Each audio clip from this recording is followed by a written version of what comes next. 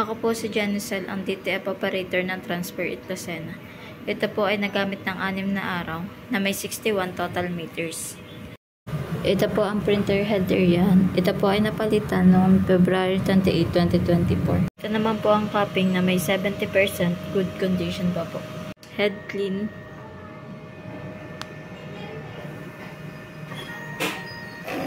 Punasan ng wiper after head clean.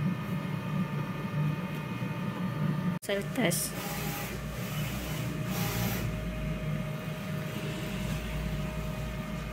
Ang ink system naman ay tama lang.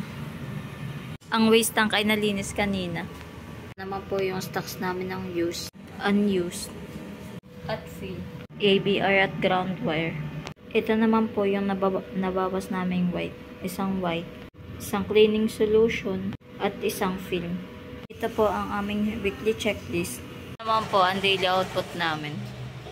Ito naman po yung printer checklist namin. Thank you po.